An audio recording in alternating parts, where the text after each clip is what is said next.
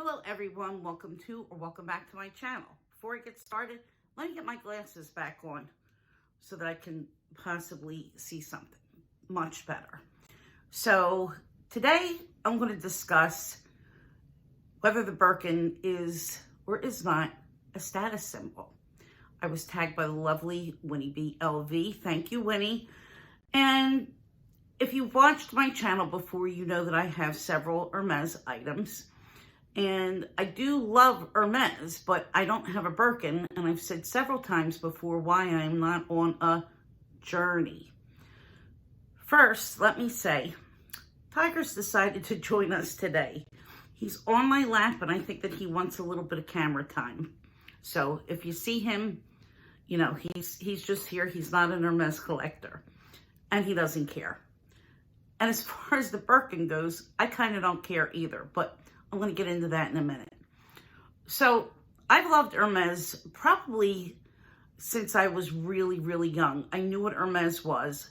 I knew about their bracelets, the enamel bracelets, and I knew about their bags from knowing that celebrities like Grace Kelly carried Hermes bags.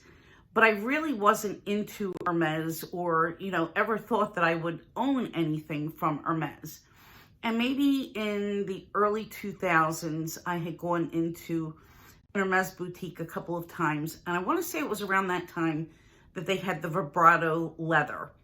And I just thought it was incredibly beautiful. And the vibrato leather was several different layers of different colored leathers that were kind of pressed together to make sort of like a multicolored wave pattern. And I just thought, again, it was exquisite. But for whatever reason, I didn't buy anything. And at the time, the prices weren't very high. They were higher than Louis Vuitton, but they weren't outrageous. And I didn't really want a bag. I think I just wanted an SLG, maybe an Agenda or something like that. And I never bought anything. And when I went to Paris, I remember being in JFK Airport in New York, and they have an Hermes boutique in Terminal 1. And I said, no, I'm not going to buy anything now because I'm going to be shopping when I'm in Paris. And then when I was in Paris, I wound up buying a lot less than I thought I would. And this was in 2007 and 2008. So, and at the time I was kind of tapering off on buying luxury because I thought that I had purse piece. But again, that's another story. But anyway, I've always loved Hermes, but I never really had any particular thoughts about the Birkin being such an, oh my God, wow, and I'm going to jump through hoops to get it. Would I buy one? I definitely will buy one. I will buy one pre-loved if I could get the right price, and I probably would have to sell off some of my bags because I don't think I'd be willing to spend more than, and this is being generous, maybe $5,000 or so for any handbag. And that's including all brands. You know, I just think that it's outrageous. And like Winnie said, I'd be terrified to carry the thing. I mean, I'd have to have the plastic slip covers on it. It would have to be so totally protected. And I'd probably leave it in the closet, take it out once in a while. And I'm not really in a position where I can have a $5,000 item that sits in a closet that I look at every once in a while. But the real thing is, you know, the Birkin became a status symbol after Sex and the City. It originally was made, as Yoda said, for Jane Birkin, and it was, you know, designed to be a very practical tote for her and something that looked nice, something that would be durable, and something that she would be able to carry her things in, instead of having things spill out all over in whatever crappy bag that she was carrying at the time. But then suddenly it just took off, and then they became more and more scarce, and then there was the waiting list, and now there's the concept of the one-to-one spend. So if you want a Birkin 25, which is, I think, $9,500 now, you have to spend another $9,500 in the boutique. And basically, you now have a $19,000 handbag. Because there are a lot of people who really don't like Hermes at all, but they'll be willing to buy whatever they see in the store for the simple purpose of getting a bag, and they'll resell all of what they've previously bought. And that really drives the resale market up high on everything else. If you're buying with the intention just to resell like that, you're kind of creating an artificial demand for that item. And in a way, it's kind of done it with the Birkin, because I know that there's people who buy Birkins and Kellys and other Hermes bags only to resell it to try to get a profit. And really, all Hermes items are, well, not all, but there's a lot of Hermes items, especially the bags, which are really difficult to get. I know when I've been in the boutique, I've seen very, very few bags in my boutique at King of Prussia. I think one time I saw a garden party 30, and maybe there might have been an Evelyn TPM. No, not the TPM, the PM. But other than that, there really wasn't anything. And I know when I bought my Evelyn TPM, I just happened to get lucky when I went in the store, and I guess the sales associate got permission to sell it to me because it wasn't my regular sales associate that day. I had gone in to get a repair, and I tell a little bit more of that in my Her Bag story.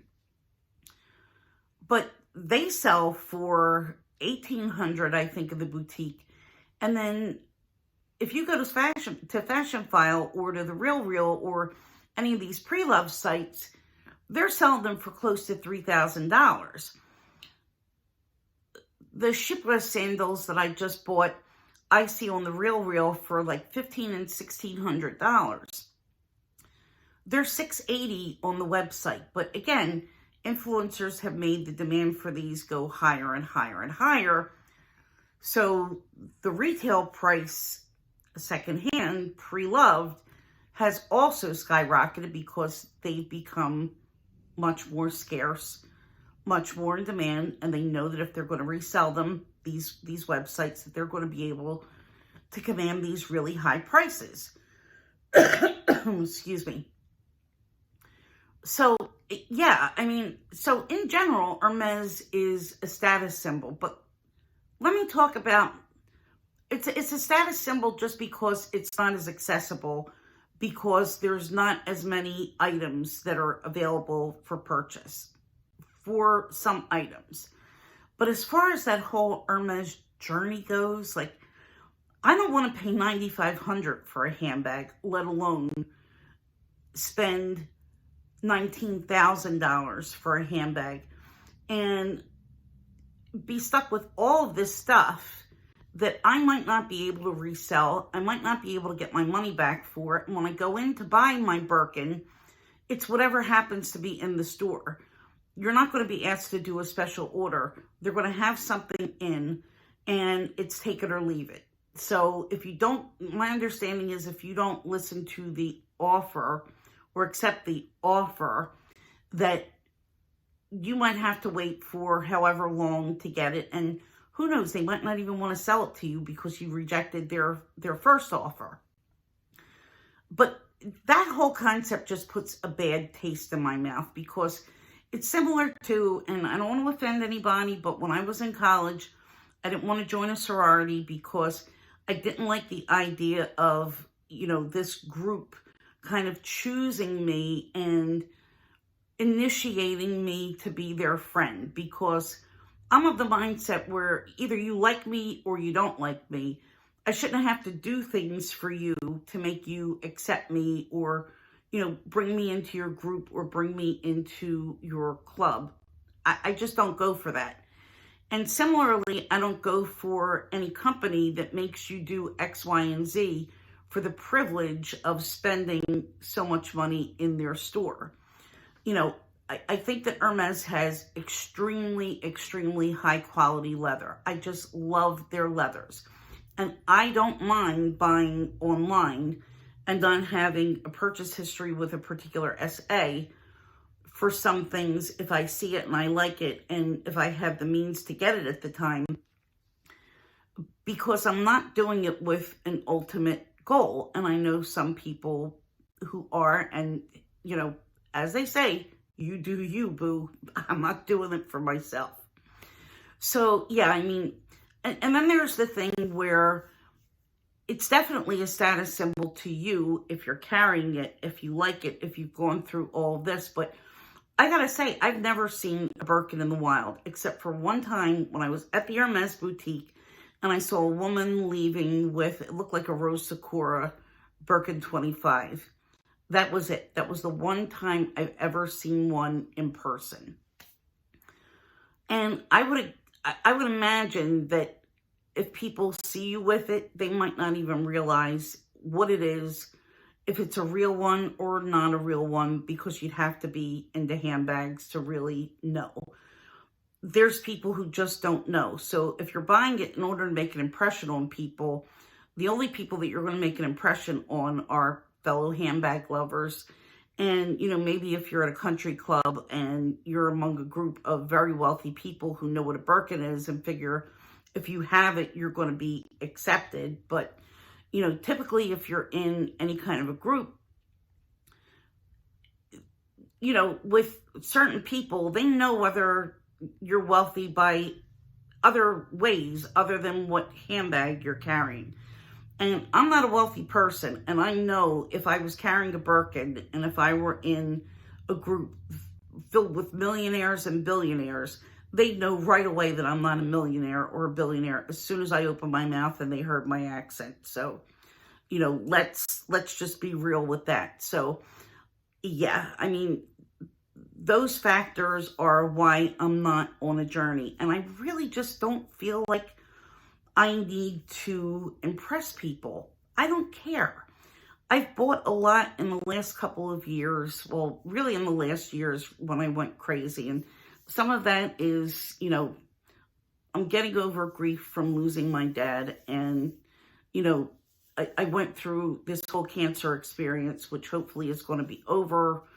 I'm fine now, but, you know, they still have to follow you up. And I'm hoping that stays the case. But, you know, I just kind of feel like I need to celebrate. And if I want to get something that I like, if I could get it, I'm going to get it, because you can't take all this stuff with you to the grave. I don't want to be the richest person in the cemetery. Not that I'm rich, but the concept of, you know, having to wait to get the things that you love. I just kind of feel like it's now or never. And I want to enjoy my life, and I want to have things that make me happy, and that's all there is to it. So, yeah, I mean, definitely it's a status symbol, but I think that, you know, it's something that I feel you should buy because you love, and you should buy because it makes you happy. And that goes for all luxury goods. I don't think that you should ever buy something in order to impress other people or feel accepted into a group or to make people feel a certain way. And, you know, I see people unbox Birkins. Yoda's got a beautiful Birkin. My friend Life with Loki from Life with Loki, has an amazing collection of Birkins and Kellys, all of which she's bought pre-loved. And, you know, they're beautiful. And again, I will buy one, but it's not something that's a goal of mine. It's not something that I feel I personally need to be fulfilled. So that's where I stand on the whole Birkin issue. So yeah. And as far as using the term journey, I really, really think back to a monologue that I heard George Carlin do years ago when he talked about,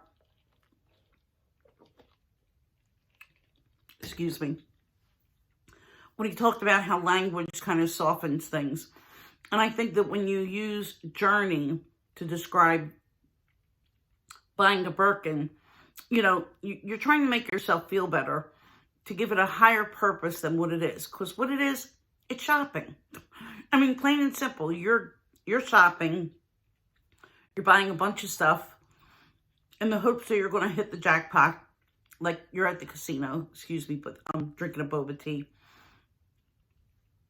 And didn't plan to get the boba through the straw right now, but I did.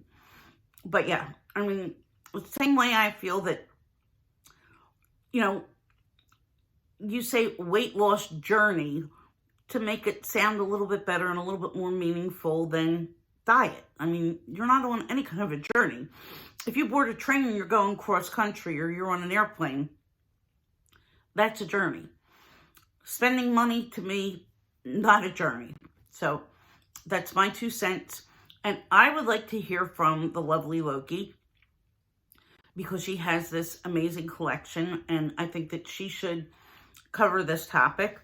I would like to hear from Caleb Snell, one of my YouTube buddies who has an amazing collection of all kinds of bags from many labels, especially Balenciaga.